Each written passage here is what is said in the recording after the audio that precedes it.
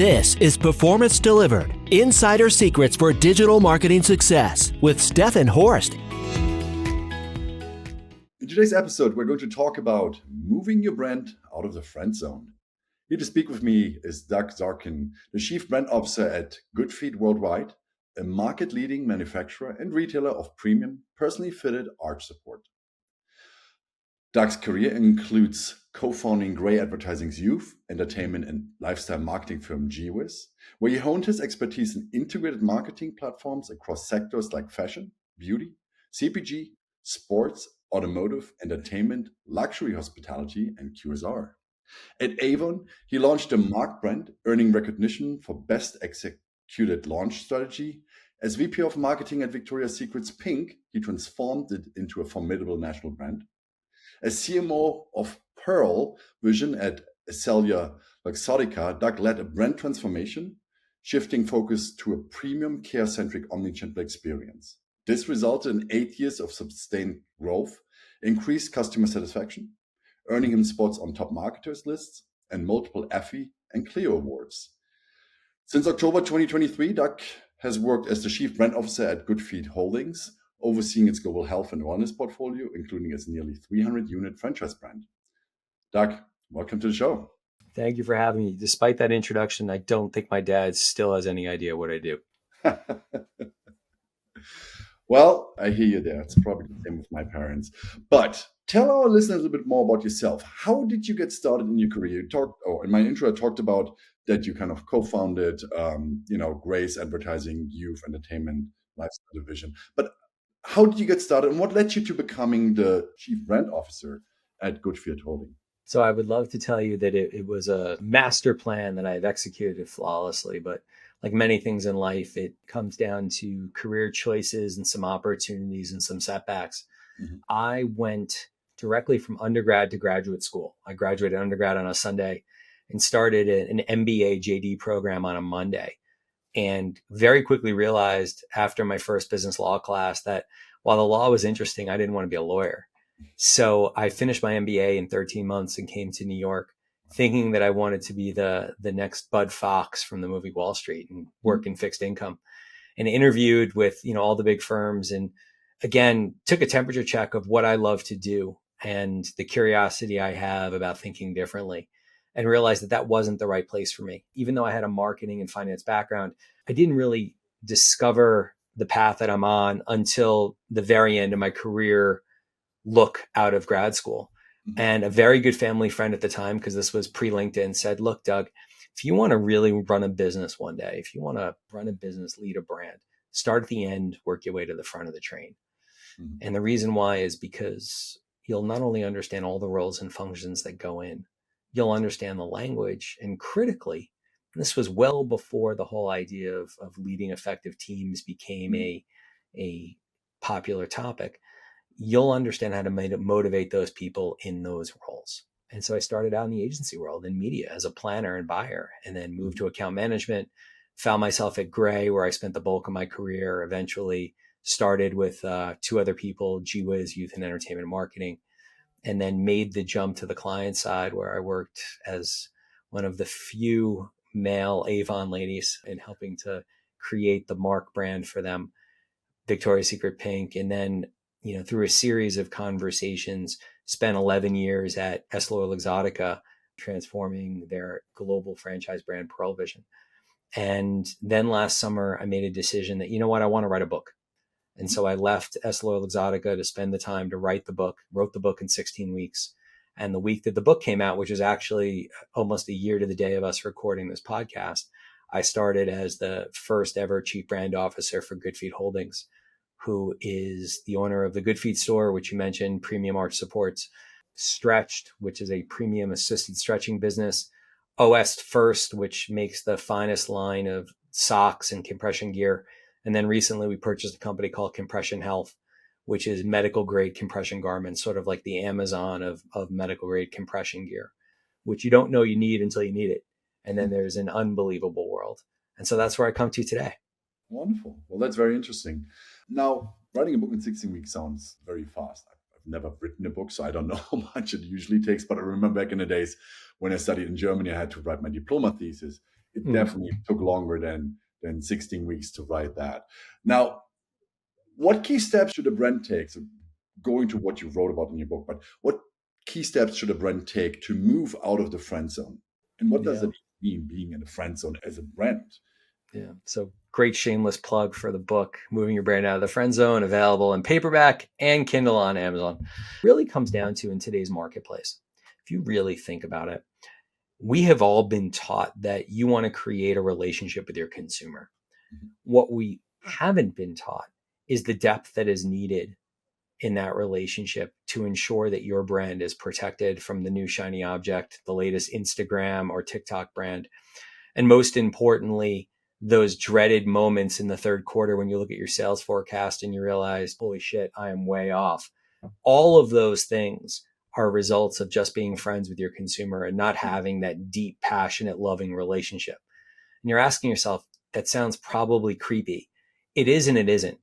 To create brand love, what it really does require brands to do, and something I talk about in the book, is really thinking human. The idea of treating every customer as if they were your only customer. So think about that for a second.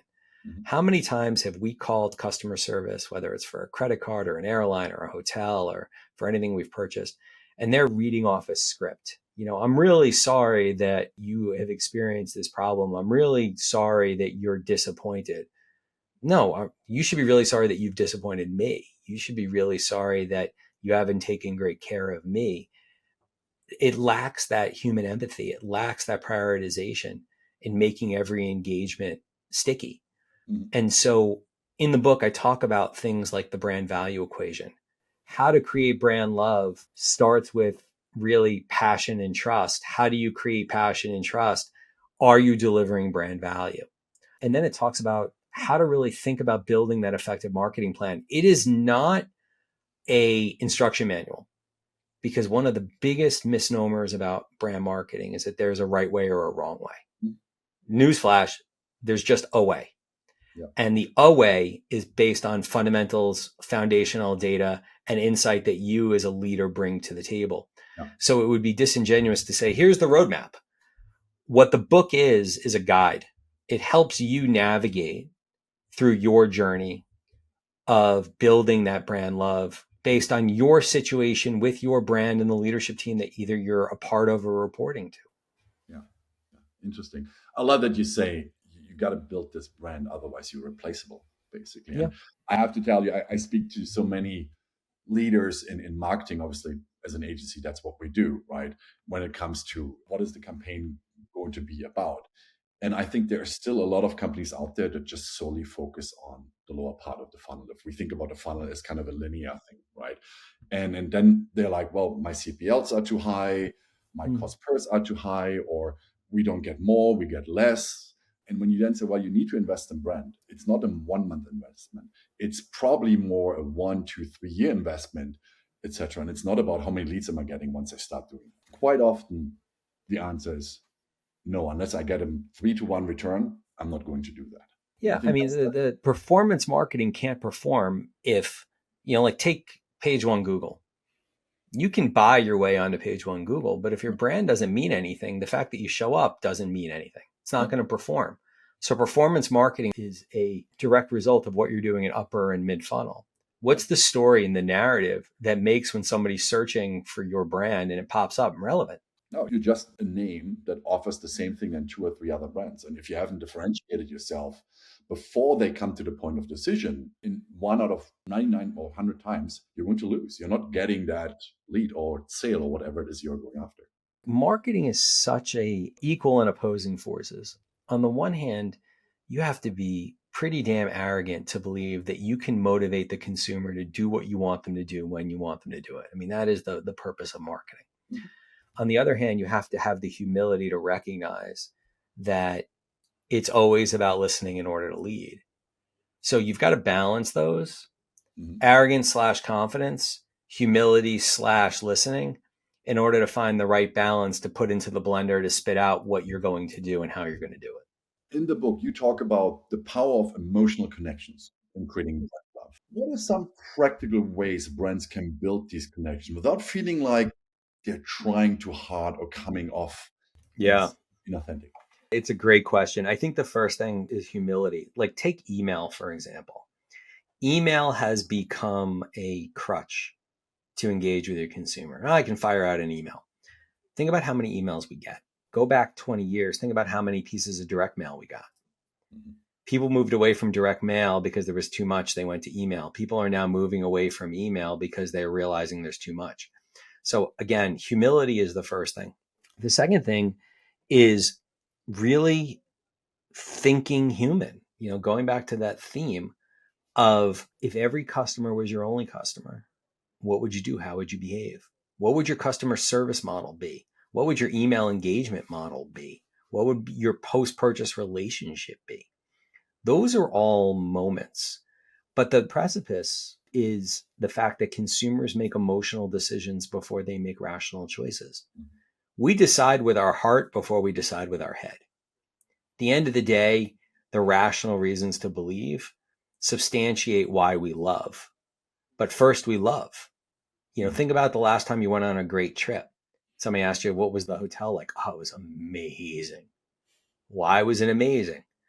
Well, service was excellent. I love the pool. You start getting into the rational proof points, but your first reaction is an emotional one. And so if you can create stories and position them to the consumers that tell an emotional tale where your brand can be seen in their life, which could then be internalized to be relevant to your consumer, you're one step ahead of where everybody else is. Although a lot of brands are getting really good at it, many brands are not. Yeah. Now, the concept of thinking human is essential to your approach. How does this mindset help brands build stronger emotional bonds with their customers?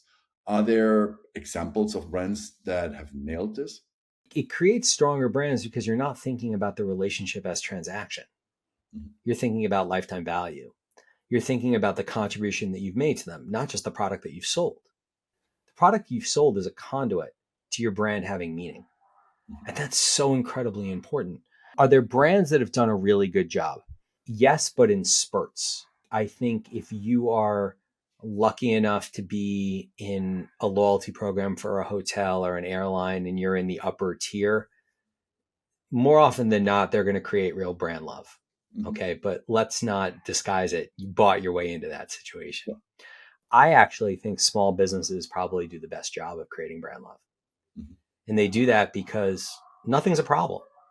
Nothing is a problem. They're willing to bend over backwards to help you. They're willing to bend over backwards to say thank you. I love a handwritten thank you note. I mean, maybe I'm too old school, but somebody takes time to write a thank you note, pretty amazing. Yeah. And so brands that really do that kind of thinking can really get them out of the friend zone and really move them into that brand love category. There are also a ton of brands that are in brand hate that are highly profitable. And they have to know that their consumers hate them. But more often than not, it's because you don't have another choice. You have to use them. Yeah. You said some brands do parts well. What is missing from these brands that do some parts well to do it completely right?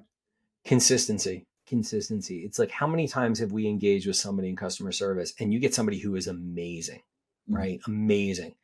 And bends the rules a bit, looks in the gray area. Okay, your warranty is a week out of date. Let me see what I can do. Or your flight's been canceled. Let me see if I can get you on the flight without a change fee. You find those people, but you could call back and get somebody else and it could be a horrific experience. So I think it's consistency. It's not because brands don't understand what it is to create brand love, in my opinion. Brand love costs money. Brand love takes more time. Yeah. So brands that take the time and can do it really well time after time are the ones that are in that love zone. So it sounds a little bit like earlier in your examples, you use customer service as well. Is it just the human touch element, so the kind of the one-to-one conversation where they fail, or other elements too? Because there's a communication level for all brands, how they communicate outside of just the one-to-one point. I mean, look, personalization is probably the most overused word in marketing, next to the initials AI, which is an entire separate topic. Yeah. So a lot of the impact that consumers have related to their perception is very personal. Two people could go to the same restaurant and have wildly different experiences. So it is very much in the eye of the beholder, which is why it makes it challenging. But it's not, what it isn't is about assuming that the consumer is always right. Yeah. Consumer is not always right. Sometimes they're just darn difficult. But it's how you deal with it in the moment. And most importantly, you can be empathetic without being apologetic. And there's a difference. Somebody who's had a rough experience that they've caused, there's no need to apologize. There's a need to empathize. But know when that moment is definitely one where you need to apologize. And then how do you act? How do you put your muscles behind it? And it's not about grand gestures. It's about small moments of care and connection. It's somebody that you've bought something that calls you a week later and says, hey, how's it going? Do you need any help? Somebody who says, listen, I don't buy this. How many times have you been to retail and they try to not sell you on the most expensive? That's pretty damn amazing when they do that. So I think there's a lot of there, but to find it requires a mindset of, I'm going to be in this for the long haul with my consumer. I mean, I would say it's probably also difficult to school the client-facing people in a way that they're consistent. Because you said it yourself a second ago, it's like you could have one person that is really empathetic and takes care of you, and then you call in another day and the person is completely the opposite. Even if you teach, I think there's still quite a bit of room for people to kind of go in different directions. That's why operations guys. That's why operations guys make the big bucks. Guys being relative, not gender specific. That's why they make the big bucks. The most important tool in a toolbox for a marketer when it comes to brand and brand experience are your frontline associates. Which is why it's so important to really understand what brand love means, that you get out of the office. And if you have brick and mortar, work in brick and mortar. If you are working in an e-com business, get on the phone to customer service. You want to know how you're doing, talk to a disgruntled customer. You get a reality check really quick. Now, you introduced the brand value equation. Brand value equals experience divided by price. Yeah. How does understanding this equation help brands to move from being to be truly loved by their customers? Yeah. I mean, look, if the greater the delta between your numerator and the numerator being experience, the denominator being price, you can charge a premium price. As long as your numerator is significantly greater than your denominator, you're going to have a positive brand value equation. If you're paying $400 for a room at the Ritz-Carlton, you got to deliver an $800 or a $1,200 experience. But the same thing is if you're delivering a $199 room at the Courtyard Marriott, if you happen to deliver a $500 experience, your net output of that fractional equation is 5. Wow. And so that's why for us, when we encounter somebody from a customer service perspective at a big box retailer who actually takes the time to care about you, we're always so impressed. The same way we are not impressed if you have bad service at a smaller retailer because you're thinking like, wait a minute, there's 5 people here. How could there be nobody here to help me? So it's all relative, which is why for people like me, the challenge is always about how that bar is raised or how that bar is different brand to brand. That makes sense. Now, let's talk about storytelling. It's a big part of moving a brand out of the friend zone. How can brands craft stories that resonate emotionally with their audience, making them feel more connected and invested? The advice I would give is, for me in particular, it's a work in progress. You try to tell a lot, the story isn't going to resonate. It's trying to cram too many messages into a commercial or a piece of digital creative. The complexity of what storytelling is truly lies in the simplicity. What is that emotional dynamism to your story? Fear to not being fearful, joy versus pain, the emotional roller coaster, and the intrigue of building that narrative so that your brand, your product, your service is seen as hero. That's the challenge. I mean, that's the opportunity. In fact, after we finish recording today, I'm jumping on a virtual edit session with our creative team to go through final edits on our new campaign for Goodfeet. And it's all about perfecting the story arc. How do you approach it? I mean, how do you find the right message? What's your approach for the Goodfeet? Yeah, I mean, how did you approach that? It starts with really, what is the strategic insight? What's the need state that you're solving for?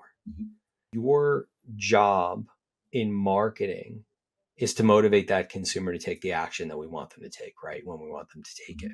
The challenge is, how do you put your brand on the brain of that consumer? Scale it back. The way you meet that challenge is to figure out what is going through the mindset of that consumer. And honestly, that's where your frontline support becomes incredibly important, because the insights could really reside from anybody. One of the things that we do on our team is we work one day a quarter in our stores to make sure that the team is always taking that consumer facing approach. I think too much data where you're dialing by numbers when it comes to what your insights are is not a good thing. Mm-hmm. Data is only as good as the questions that you ask. Those questions that you know to ask don't come from data. They come from insight. And so it's important to get out of the boardroom, get out from behind your computer, and really enjoy the relationship that you can have with your consumer and your frontline associates. That's what's really so important. When you create that story, do you pay attention, or do you consider that your audience obviously is a big clump, right? But within that big clump of audience, there are sub segments of audiences with different needs, different problems, etc. Do you consider that when you create that story, and you build a story that can be adjusted to each of these subsegments? Yeah. I mean, you've got to know who you're talking to in order to know if your message makes sense. So a demographic is one, a psychographic is another. What is the insight? What is the need state that you're solving for? If you don't know that, you're never going to be able to develop effective creative.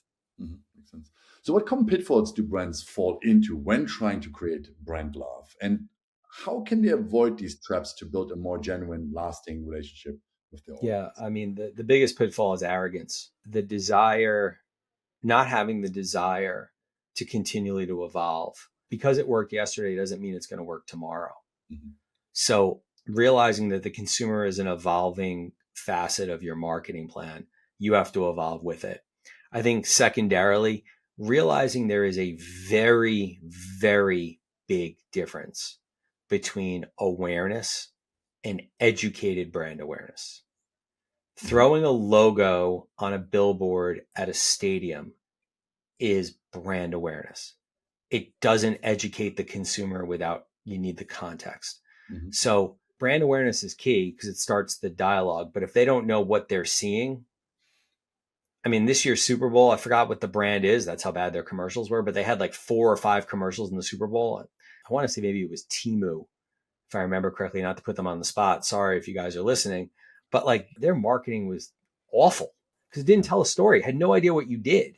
It was just the logo everywhere, which again, that's different if you're Pepsi or Budweiser or Nike, where the storytelling is there, but they always have great storytelling, not just big logo registration.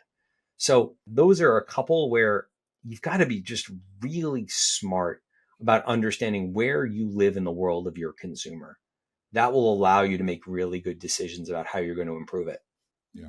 I mean, that's further down the funnel. Further, it's the next step in the funnel. You first build the brand awareness. So when people then go and look for a solution to their problem and you pop up, they recognize, oh, I saw these guys before. Therefore, I'm going to dive into what they have to offer. If that is missing, you might miss out on a good amount of people.